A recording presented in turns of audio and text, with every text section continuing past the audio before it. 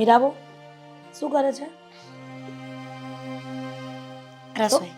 સરસ કહેવાય, રસોઈ કરે છે તો શું બનાવવાનું છે આજે? વિચારું છું કે કંઈ એવું બનાવું કે જે રોજ ન બનતું હોય. ખીર? સારું કહેવાય.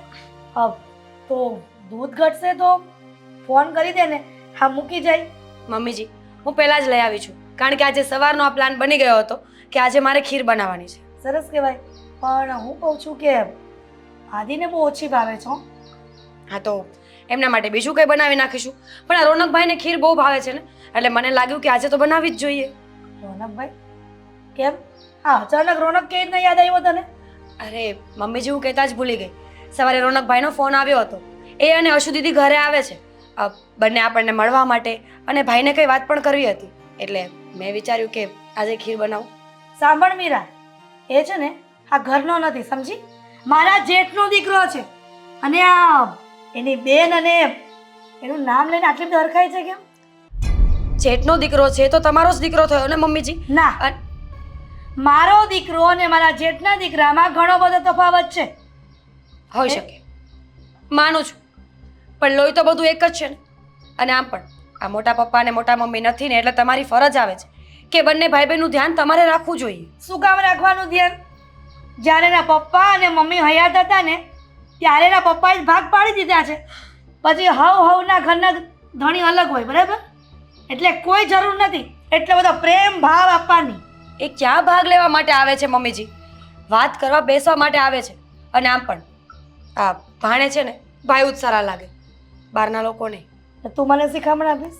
તારી સાસુને શિખામણ આપીશ? નહીં. આ જે ઘરમાં જે નિયમ પ્રમાણે ચાલતા આવ્યા છીએ ને એ જ નિયમ પ્રમાણે તારે રહેવું પડશે. અને આમ રોનકનો જે ફોન આવ્યો હતો તો ના પાડી દેવાય ને. શું કામ છે અહીંયા એનું? હું કેવી રીતે ના પાડી શકું કે મારા ઘરે નહીં આવતા એમ?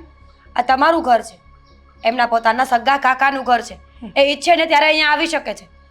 અને પ્લીઝ મમ્મીજી, આ તમારા મનમાં શું ખાર છે એ તો ખબર નથી, પણ જે પણ ઝેર છે ને એને કાઢી નાખો. કારણ કે ઝેરવાળી શાંતિ હો. આ તારી સાથે સારું વર્તન કરું છું ને એનો મતલબ એવો નથી કે તું એ બેયના ઘરમાં નામ લઈને મારું મગજ ખરાબ કર. મમ્મીજી, એમાં મગજ ખરાબ કરવાની ક્યાં વાત છે? જે હકીકત છે ને એ જ કહું છું. એ તમારા છે. તમે ગમે એમ કરશો ને તો પણ સિક્કાની બંને બાજુ એક નહીં થાય. વાહ, મને તો એમ થાય છે કે તું ખોટી અમારા ઘરમાં આદિને પરણીને આવી છો. હા, અમારા જેઠનો દીકરો બતાવ્યો હોત ને તો સારું થાત. શું બોલો છો આ? બોલું છું બરાબર જ છે. આ ઘરમાં રહેવું હોય ને તો હું અને આદિ કહીએ ને એમ જ કરવાનું, સમજીને?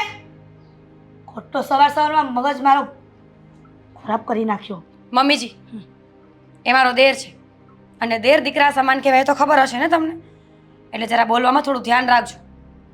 વાહ, મારી વહુ થઈને સાસુને શીખવાડે છે કે બોલવામાં ધ્યાન આપજો. હવે મને એમ લાગે છે કે તારી પાસે ક્લાસ લેવા પડશે. તારા સસરાને ફોન કરીને જણાવવું પડશે કે તમારી વહુ આજકાલ આ રોનકની ભેળ બહુ તાણે છે. તને ખબર છે ને કે આપણે એના પૈસા પર નભીએ છીએ, સમજી? રોનકનું કોઈ આશા નથી કે ના કાકા કાકીને કોઈ મદદ કરે અને કાં તો કહે કે તમને જરૂર હોય ને તો ઊભા રહીશું અમે. જરૂર તો છે જ નહીં, પણ એની ફરજ બને છે ને. મમ્મીજી, એવું જરૂરી ક્યાં છે કે જે સંબંધ લાગણીના હોય કે લોહીના હોય એ મદદ કરે તો જ સાચું. મદદ તો આપણે પણ એમની કાંઈ નથી કરતા ને, છતાં પણ એ લોકોને આપણા પ્રત્યેનો પ્રેમ છે, લાગણી છે, ઓછી થતી જ નથી. શું કામ કરીએ મદદ? એનો બાપ હતો ને ત્યારે બધું એના બાપના ભાગનું આપી દીધું હતું. પછી એવી કોઈ ફરજ નથી બનતી કે હવે મર્યા પછી આપણે એનો ઠેકો લઈએ. સાચી વાત છે તમારી. કદાચ તમારી સામે મારું જ્ઞાન ઓછું પડતું હશે, પણ તમારા અને મારા વિચારોમાં ઘણો બધો ફરક છે. એ જ કહું છું ને, જે તારા વિચારો છે ને એ મારા ઘરમાં નહીં ચાલે, અને જે મારા વિચારો અને આદિના વિચારો છે ને એ જ આ ઘરમાં ચાલશે. છાની મની જે કરતી હોય ને એ કરવા માંડ. રોનક વાળી થતી તે દેર છે દીકરો.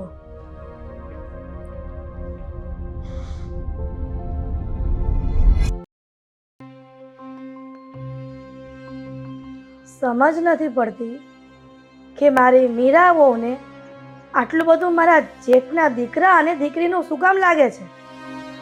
એટલી બધી લાગણીઓ ઉભરાઈ ગઈ કે ફોન આવે છે તો ના નથી પાડી શકતી કે આવતો નહીં અમારા ઘરમાં. હા, મારા નિયમ વિરુદ્ધ જઈને મીરા ખોટું કરી રહી છે. મને જે વ્યક્તિ ગમતું નથી ને એનું નામ લઈને તો મારું મગજ ખબર નહીં સાતમા આસમાને પહોંચી જાય છે. હવે મને એમ લાગે છે કે મીરાની આ બધી હરકતો આદિને કહેવી પડશે. આવી ગયો? જય શ્રી કૃષ્ણ કાકી. જય શ્રી કૃષ્ણ. બેસ. કેમ શું છો? આવી? અમે મજામાં છીએ. તું કેમ છે? મજામાં. તમારા આશીર્વાદ.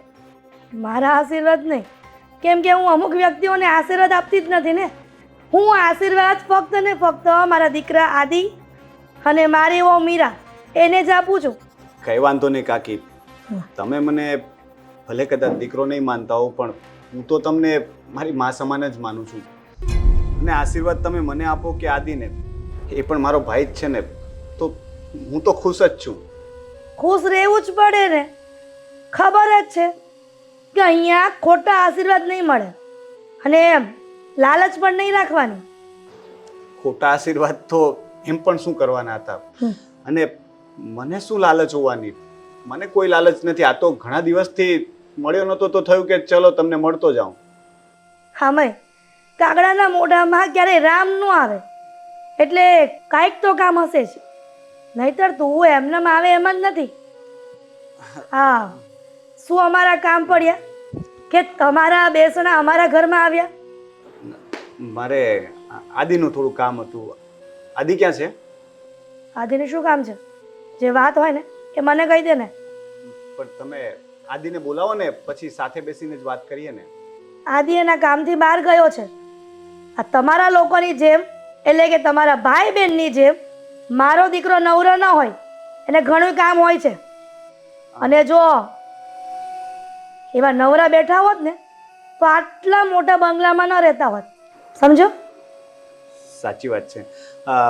હું શું કહું કે કાકાનો તમને કંઈ ફોન આવ્યો તો મારે એમની સાથે વાત થઈ હતી, એમણે તમને કંઈ કીધું છે? કેમ? તારા કાકાનો ફોન આવવાનો હતો તો શું વાત કરવાની હતી મારી સાથે? આવ્યો નથી. કંઈક એ પણ કામમાં હશે ને, એ પણ નવરા ન બેઠા હોય. કેમ કે ફોરેન કન્ટ્રીમાં ભાગ દોડવાળી જિંદગી હોય છે, અને જો ત્યાં પણ નવરા બેસે ને તો ત્યાં રહી ન શકે. સમજી શકું છું, કાકા બહુ બિઝી રહે છે, પણ એમાં એવું હતું ને કાકી કે મારે ઘરની લોનનો હપ્તો ડ્યુ થઈ ગયો છે અને હર્ષિતાની કોલેજની ફી પણ ભરવાની છે. તો મેં કાકાને ફોન કરીને કહ્યું કે જો થોડા પૈસાનું અરેન્જમેન્ટ થઈ શકે તો એમણે કહ્યું કે ત્યાંથી અરેન્જ કરે એના કરતાં આદિ પાસેથી જ લઈ લેજે એમ. સરસ કહેવાય. હા, તારી બેનને તો ન ભણાવાય. ફીની તેવડ ન હોય ને ભરવાની તો તારી બેનને ભણાવાય જ નહીં. કંઈક કામ ધંધો શીખવાડી દેવાય.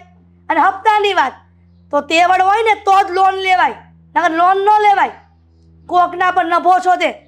તારો કાકો નવરીનો છે કે તમે જ્યારે પણ પૈસા માંગો ત્યારે આપી દે?